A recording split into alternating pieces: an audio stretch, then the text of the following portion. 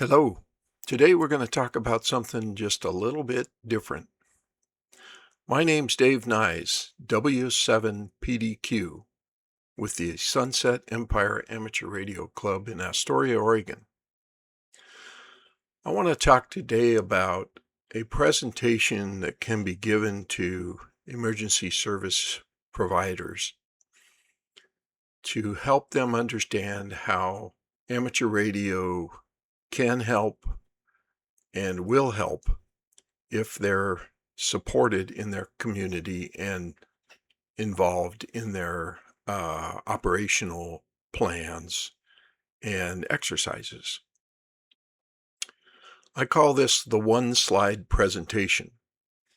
It talks about connecting citizens to responders, typical emergency communication and response. We talk about communication via phone and radio technology, how a call for help gets disrupted, and how amateur radio can help fill the gap. We're going to do this with one slide, so let's build the slide.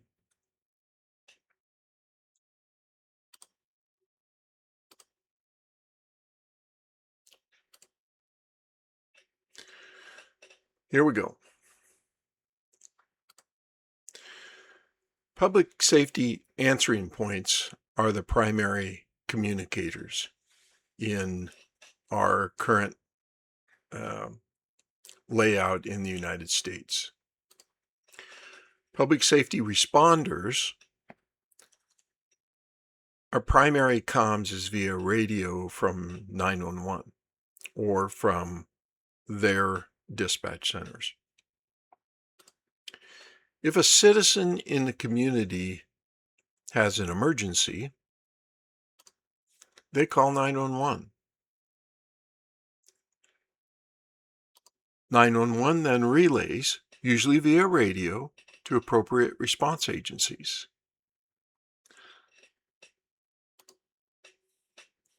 This causes a response to the citizen emergency. So this is a typical response sequence that we're all used to and that works very well for 99.9% of the time.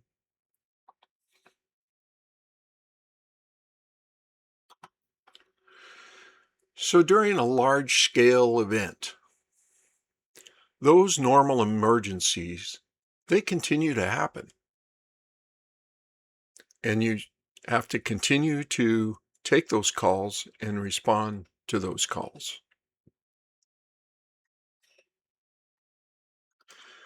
There will be additional emergencies related to the event. If you've got a storm coming through, if you've got flooding, there's going to be, in addition to the normal calls you get, you're going to get flood-related calls or other thing that's related to that. So that's an added burden that gets put on the system during those emergencies. There's also calls from other response entities that need assistance or coordination. This is when everyone comes together to try and deal with the event. And of course, your public safety answering points are a prime player in making sure the right resource gets to the right need. What happens if the event also takes out the phones? What now?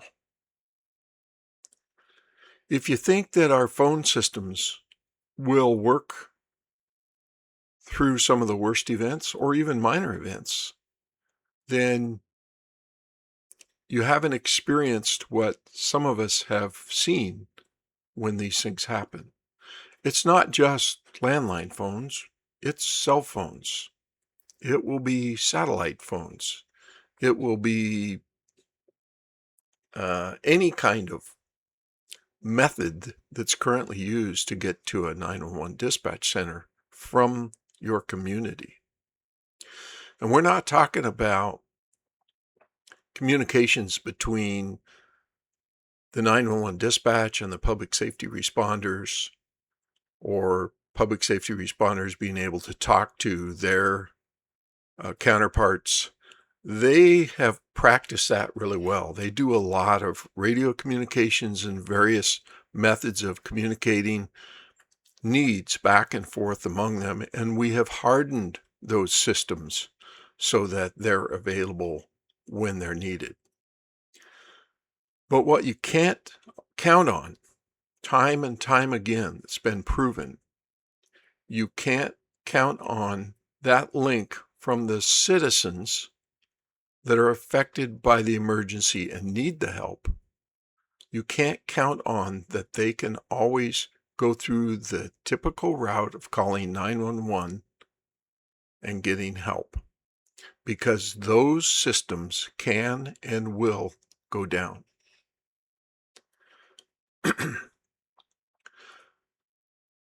And the ability to get them back up again sometimes takes much longer. There's uncertainty about when they will be back. So there has to be a plan for how do you now get the citizens' emergency connected with the public safety responder.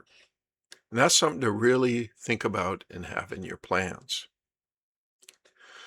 Of course, when that happens, there's usually an emergency operations center comes active.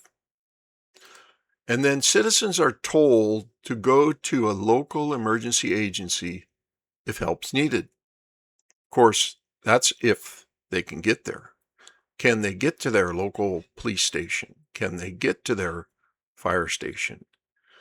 Do you have enough staff in your public safety agency to patrol all those neighborhoods and wait to be waved down because there's an emergency? We all know that's not the case. You will be busy responding to the known emergencies, and there will be lots of unknown emergencies that may or may not be able to get into you or get their word in somehow that they need help. If there's a ham radio operator near an emergency, they are in the community. They're out there. The ham radio community typically maintains a radio repeater system, and they practice communication operations, both non-emergency and emergency. That ham can call for help, and I call them ham, but they're amateur radio operators. The nickname is ham radio.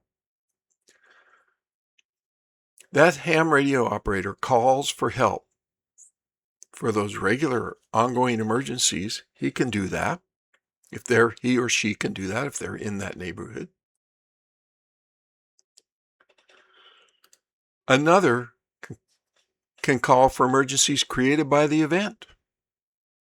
They're all out there. Ham radio operators can also be used to staff communications in your EOC, police, fire stations, shelters, wherever needed. Hams can be part of citizen groups and in neighborhoods.